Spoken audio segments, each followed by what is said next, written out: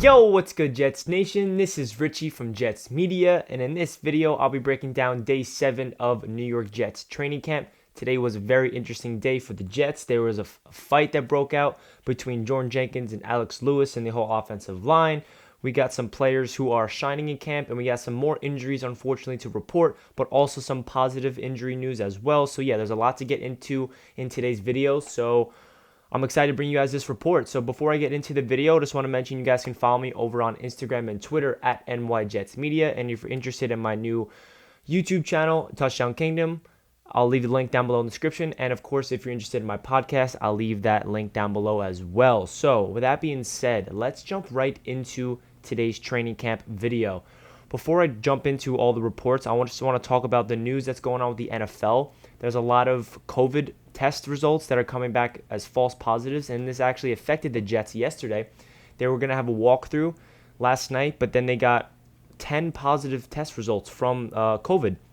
So they canceled the whole walkthrough, and luckily, those were just false positives. So they were not real. Like, they actually did not have COVID. So they had to cancel walkthrough. Adam Gase said himself they woke up this morning and did not anticipate having practice today. And they find out that those were false positives, and they have no COVID in their system, no COVID in the whole training facility. No players have it, so they were able to practice today. So this is a really weird situation that the NFL is going on. The Jets are not the only team dealing with this. There's a lot of other teams that are getting bad test results, and it's unfortunate. Hopefully the lab can really hone in, because this is going to be a problem throughout the entire season if they cannot get accurate test results. So yeah, I just want to talk about that. This is affecting the whole NFL, so I want to brief on that. But hopefully the Jets don't get affected by COVID too much, and they can get the lab results 100% accurately, hopefully. So going into the injury update, one player that did not practice today, unfortunately, is wide receiver Breshad Perriman.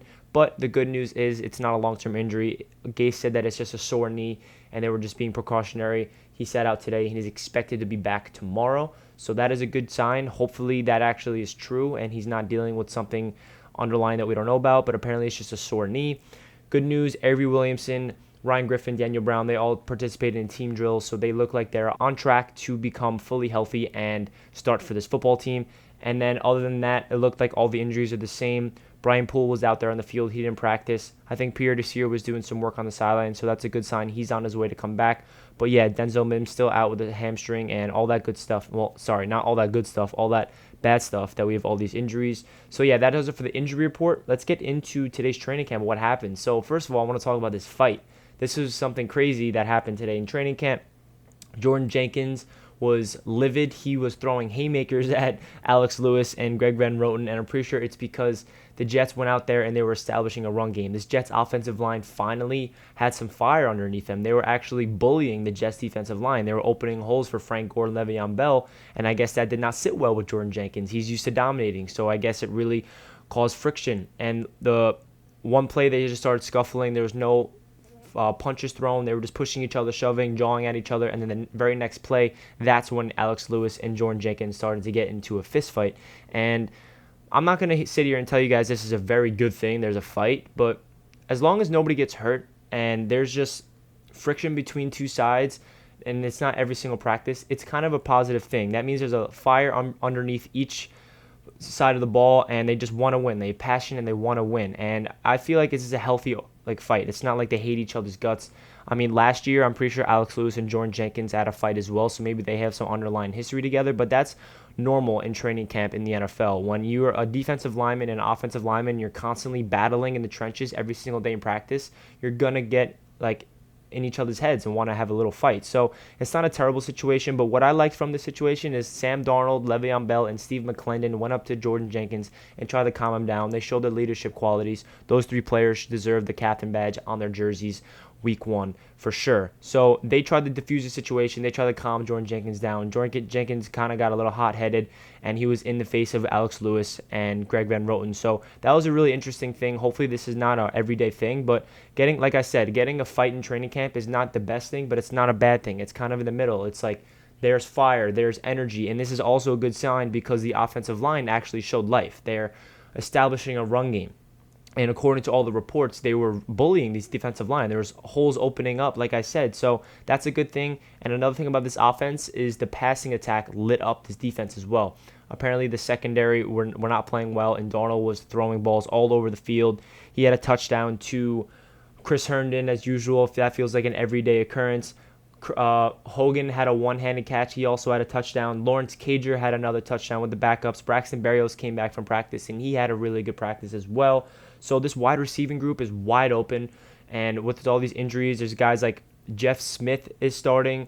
Josh Malone and Jamison Crowder were the 3 starting wide receivers on that first team. That is scary, but hopefully these guys can get healthy on the field so we don't have to worry about that. The passing game looked good. Sam Darnold did throw another interception today to Bradley McDougald, which is good for the defense, but Darnold has to clean up. And apparently Adam Gase talked about that play, and he said he felt like it would have been a sack if it was a real game, because there was pressure in Darnold's face, and then he had sloppy footwork, and he threw the ball, and it was a terrible thrown ball, and McDougald capitalized and got the interception.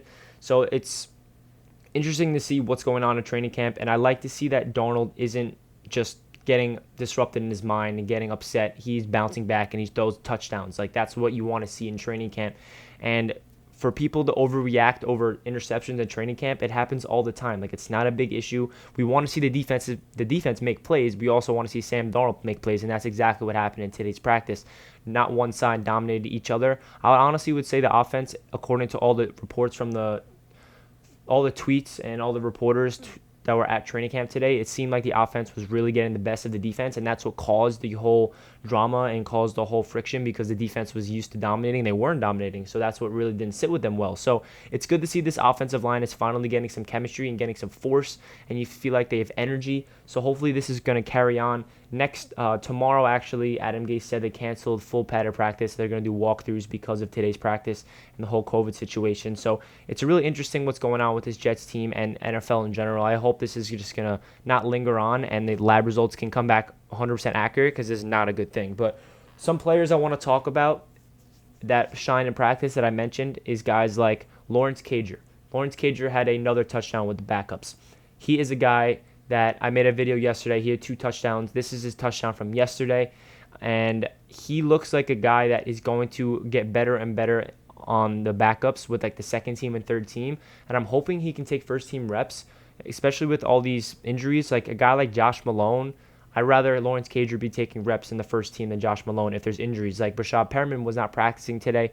Therefore, guys like Josh Malone and Jeff Smith had to work with the first team. So I would like to see Lawrence Cager get involved more. But obviously, the best case scenario is Breshad Perriman's healthy, Denzel Mims is healthy, Jamison Crowder remains healthy, and we don't have to worry about it. But I really think Lawrence Cager is solidifying himself a roster spot on this team, because he is a 6-foot guy. He is a guy that just lives in that back corner of the end zone. He is a red zone threat. So I really hope he makes the team. And another guy I want to talk about is Chris Hogan. Chris Hogan is really showing that he belongs on an NFL roster. As a 31-year-old veteran, he understands the game of football. Adam Gase was raving about his confidence. He said that in his mind, he feels like he's the best player on the field at all times, and that's what you want. You want every single player on the field to feel like they're the best. You want them to have that confidence. It's not cockiness. That's the mentality in order to be great in this league. And for Chris Hogan to come out there and just light up the camp already. He had a one-handed catch. He had a touchdown almost every single practice. It seems like he's getting in the end zone. So for Chris Hogan to come in here in his first week of practice, less than a week, and he's already establishing himself as one of the best wide receivers on this team, it's a good thing, especially with his wide receiving corps being so depleted with injuries. It's really unfortunate that Breshad Perriman had to be held out today, but it's a positive sign that Chris Hogan is getting reps and he's playing well. Another guy that came back that I mentioned earlier is Braxton Berrios. He was dealing with personal issues. Don't know what the personal issues were, but he did not practice for a couple days. He came back today. He had a 30-yard reception, which is a good thing. I think that Braxton Berrios is going to be the backup slot receiver behind Jamison Crowder, but I do think he's going to get first-team reps throughout, on the field during games, and he's going to be utilizing special teams as well. And this wide receiving group, like I said, it's wide open. I mean, with all these injuries, it's giving wide receivers the opportunity to show themselves. Listen, I can play football. I can maybe be part of this first team reps, because all these injuries are giving all these other backup wide receivers opportunities to really shine. So maybe that's a good thing. It's a positive thing that what I'm trying to do here is find the positive in all these injuries, which really is it's giving other people the chance to develop. And that's the truth of the matter. Obviously, we'd rather these wide receivers be 100% healthy and we don't have to worry about the backups playing well, but we need depth. And Joe Douglas is trying his best to build this team the right way with depth, but wide receivers is probably the position we lack depth the most at. And that's the one position Joe Douglas needs to tackle in next offseason. Obviously, he can't really do that much now besides go on the waiver wire, finding some veterans, finding some this. But in 2021, I think Joe Douglas is really going to draft multiple wide receivers, bring in multiple wide receivers in free agency. And yeah, wide receiving group is looking pretty thin, and hopefully they can really show themselves. And because I just feel so bad for Sam Darnold. But the one position group I think is going to really not make the wide receiver group that bad. What I'm trying to say is this tight end group, right? This tight ends are really good for this Jets team. They're extremely versatile. They're extremely deep. Chris Herndon, Trevon Wesco, and then Ryan Griffin, Daniel Brown back from being injured. So I think this tight end group can elevate the wide receivers and the running back group as well. So with the wide receivers being injured, not looking like they're going to be a big issue or a big problem for these, like, the opponent's teams. Like, when opposing defenses are going to look at the Jets and be like, all right, their wide receivers are, we don't have to worry about them. We're going to have to worry about the tight ends and running backs, and maybe that will open up the wide receivers even more. But long story short, we just need these wide receivers to get healthy because it's really frustrating, and we just hope that this team can get healthier and healthier because there's only 3 weeks until Jets versus the Bills, so it's going to be interesting. But a positive sign is this offensive line is taking steps forward. They are getting more continuity. They're gelling together. They dominated the Jets defensive line today in the running attack. They established run games. They're opening holes. So yeah, that does it for today's report of training camp. There's a lot that happened, a fight that happened, and the COVID situation, Breshad Perriman. So yeah, let me know what your thoughts are down below in the comment section. And as always, hit that subscribe button if you're new to the channel. I appreciate all the love I've been getting on this channel recently. You guys are showing so much love in the subscribe button, in the comments. So yeah, I really appreciate every single one of you guys. If you're watching it to the end of this video, I really do appreciate you guys, and stay tuned for more Jets content on this channel in the future. Tomorrow is a walkthrough, so I probably will not be posting a report video, but maybe I'll get creative and think of something tomorrow to bring you guys. So yeah, that does it for this video, and I'll catch you guys in my next one. Let's go Jets. Peace.